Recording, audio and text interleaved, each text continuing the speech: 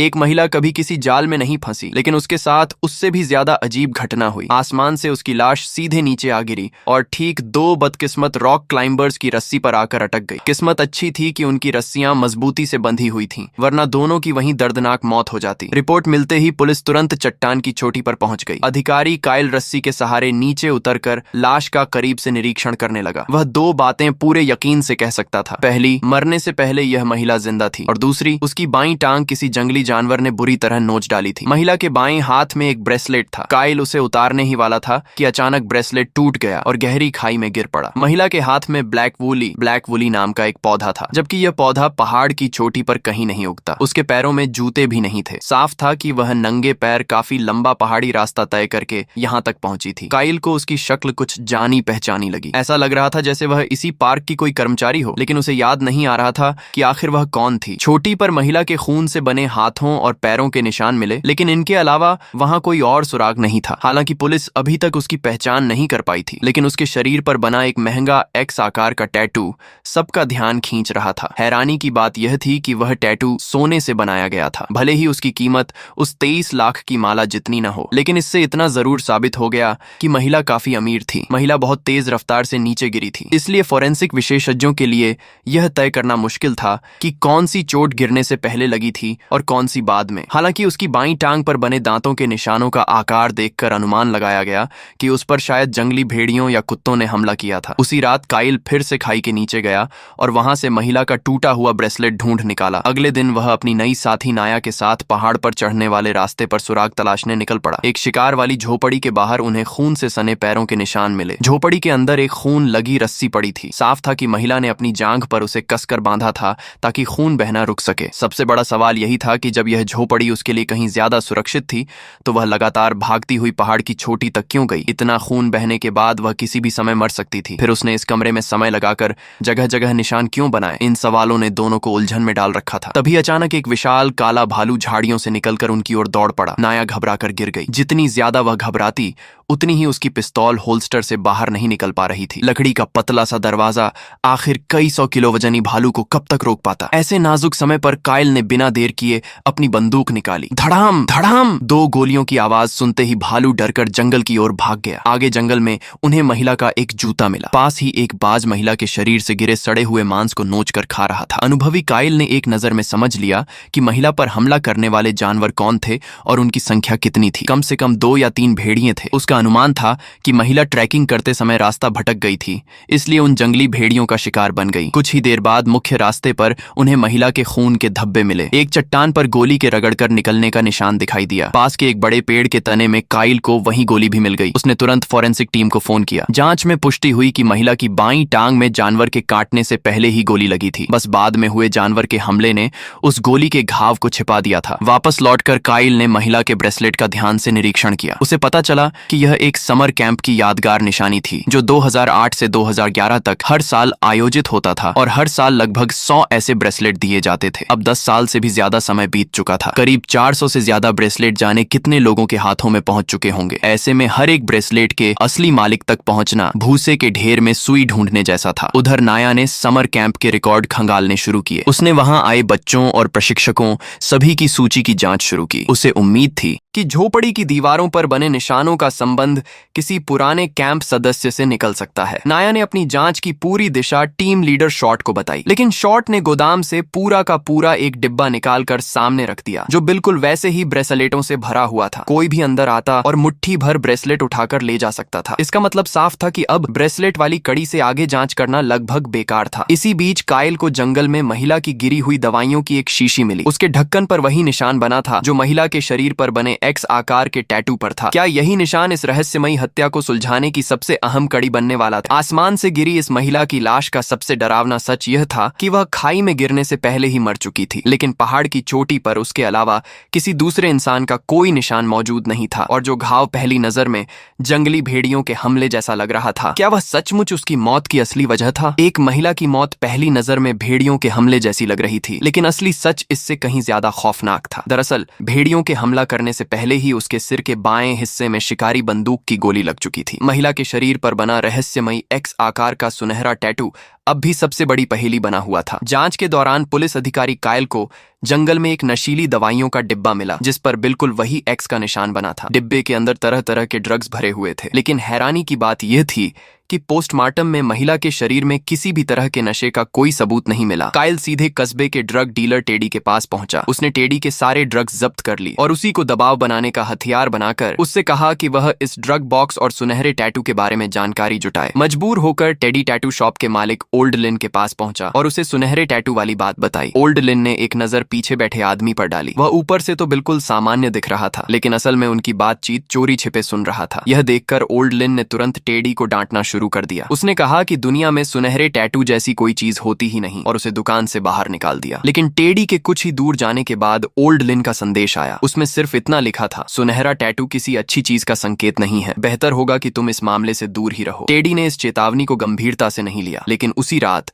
उसकी कार में एक नकाबपोश हमलावर ने उस पर हमला कर दिया। कुछ समय बाद एक युवती जंगल के बीच बने तालाब में तैरने आई। इस बार उसने इंटरनेट पर वायरल हुए हादसों से सबक लिया था, इसलिए वह सीधे सिर के बल पानी में नहीं कूदी, लेकिन पानी से बाहर निकलते ही उसका सामना एक तैरती हुई लाश से हो गया। एक पल में उसका चेहरा डर से सफेद पड़ गया। शायद इसी वजह से विदेशों के जंगलों में लोग कम दिखाई देते हैं। वहां अगर कोई पानी में कूदता भी है तो या तो अकेले मजे लेने के लिए या फिर किसी और की लाश देखने के लिए, और ये लाश किसी और की नहीं बल्कि टेडी की थी। उधर कायल और नाया अब भी पहाड़ों में मिली रहस्यमयी महिला की जांच में लगे हुए थे। दोनों एक झुग्गी बस्ती पहुंचे जहां नशे के आदी लोग रहते थे। कायल ने वहां के मुखिया से महिला और ड्रग्स के बारे में पूछताछ की, लेकिन वहां रहने वाले लोग अमेरिकी पुलिस से नफरत करते थे और खासकर लॉस एंजेलिस से आई नाया को बिल्कुल पसंद नहीं करते थे। उसी दौरान एक महिला कुछ कहना चाहती थी, लेकिन डर की वजह से चुप हो गई। नाया उससे बात करना चाहती थी, मगर बाकी लोगों ने उसका जोरदार विरोध किया। गुस्से में नाया ने अपनी पिस्तौल पकड़ ली और पुलिस अधिकार का इस्तेमाल करके पूछताछ करने का फैसला किया, लेकिन कायल ने उसे रोकते हुए कहा कि अभी यहीं रुक जाना बेहतर होगा। मजबूरी में नाया गांव वालों से बहस करती हुई वहां से निकल गई। कायल ने उसे पहले दफ्तर लौटने को कहा क्योंकि उसे अकेले एक और काम करना था। वह सीधे शिकारी शॉन के पास पहुंचा। उसने शॉन की बंदूक से एक गोली चलवाई और उसका खाली खोखा लेकर फॉरेंसिक जांच के लिए भेज दिया। उसकी तुलना उस गोली के खोखे से की गई जो रहस्यमयी महिला के शरीर में मिली थी, लेकिन दोनों खोखे आपस में मेल नहीं खाते थे। उधर नाया पुराने समर कैंप के सभी रिकॉर्ड खंगाल रही थी। चेहरा पहचानने वाली तकनीक से तुलना करने पर उसे पता चला कि मृत महिला का नाम लूसी था, लेकिन सबसे चौंकाने वाली बात यह थी कि लूसी तो 7 साल की उम्र में ही लापता घोषित कर दी गई थी। उसका गायब होना भी उतना ही रहस्यमय था जितनी उसकी मौत। वह अपने पिता के घर से गायब हुई थी, जो इसी पार्क के अंदर स्थित था। घर में जबरन घुसने का कोई निशान नहीं था, कोई फिरौती की मांग भी नहीं की गई थी, लेकिन कमरे के कालीन पर उसका खून जरूर मिला था। और सबसे हैरानी की बात, उस समय इस पूरे मामले की जांच भी कायल ही कर रहा था। अब उसे समझ आया कि महिला का चेहरा उसे इतना जाना पहचाना क्यों लग रहा था। कायल को शक हुआ कि शायद लूसी के पिता रोरी ने ही अपनी बेटी की हत्या की थी, लेकिन 1 साल बाद रोरी खुद भी एक बार के बाहर मृत पाया गया। उसका हत्यारा आज तक नहीं मिला। लूसी की मां कैंसर से पीड़ित थी। बेटी के गायब होने के बाद उसे भी उसके बारे में कुछ पता नहीं चला। हालांकि वह खुद नशे की लत का शिकार थी,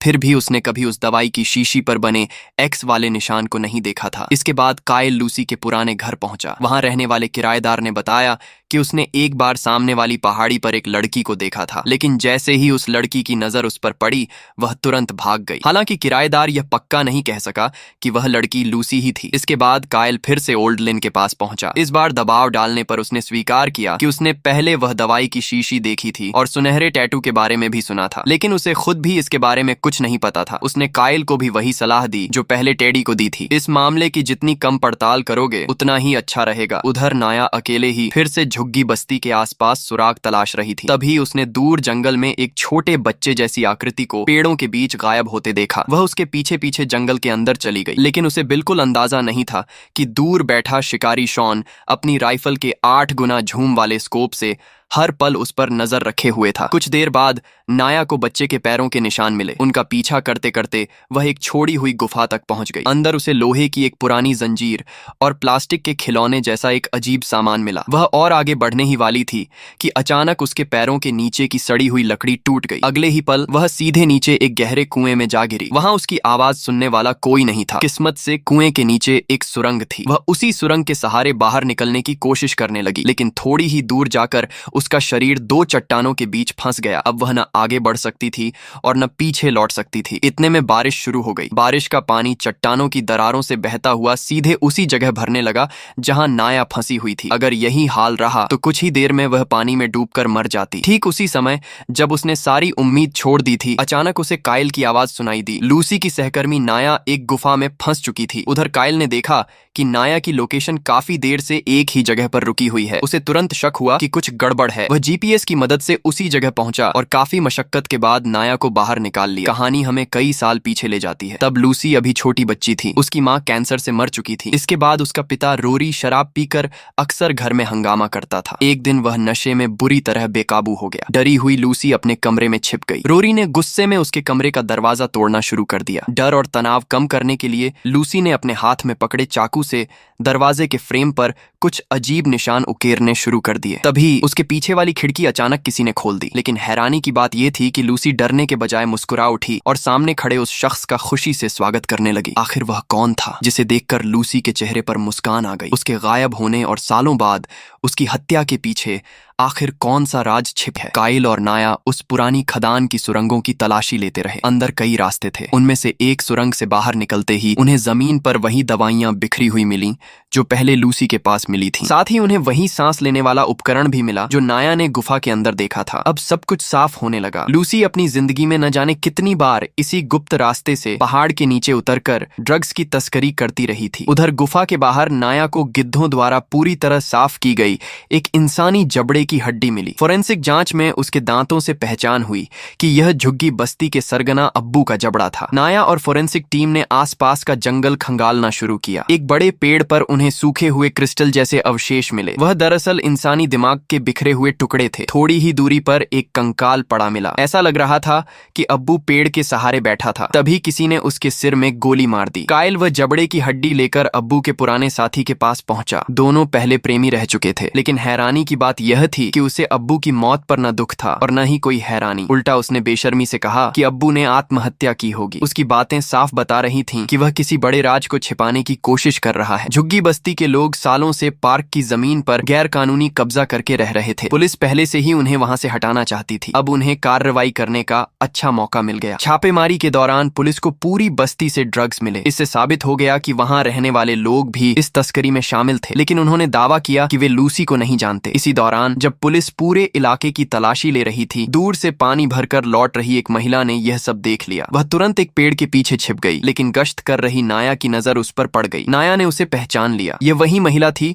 जो पहले कुछ कहना चाहती थी, लेकिन डर के कारण चुप रह गई थी। पूछताछ में उसने बताया कि उसका नाम जिन है और वह कई सालों से लूसी की करीबी दोस्त थी। लूसी ने जंगल के एक सुनसान हिस्से में अपना एक गुप्त ठिकाना बना रखा था। वह अक्सर अब्बू के लिए ड्रग्स बेचने बाहर जाती थी। करीब एक हफ्ते पहले जिन ने लूसी को एक बैग में ड्रग्स लेकर जाते हुए भी देखा था। जिन की जानकारी के आधार पर नाया उस जगह पहुंची जहां लूसी ड्रग्स छिपाया करती थी, लेकिन वहां रखा पूरा डिब्बा खाली था। फोरेंसिक विशेषज्ञों का अनुमान था कि तब तक अब्बू की हत्या हो चुकी थी, यानी ड्रग्स कोई और पहले ही वहां से ले जा चुका था। अब्बू का सबसे करीबी साथी ओल्ड पा था। पुलिस ने छापेमारी के दौरान उसे गिरफ्तार कर लिया। काइल ने जानबूझकर उसे जंगल में अकेला छोड़ दिया। जैसा उसने सोचा था वैसा ही हुआ। ओल्ड पा पहाड़ों को पार करता हुआ सीधे उसी छोड़ी हुई खदान तक पहुंचा। उसे रास्ता अच्छी तरह पता था। कुछ ही देर में वह एक गुप्त गुफा तक पहुंच गया। यही असली ड्रग्स बनाने की फैक्ट्री थी। अंदर पुलिस को एक मुखौटा मिला, वही मुखौटा जिसे टेडी के हत्यारे ने पहन रखा था। ड्रग्स गिरोह का सरगना साइमन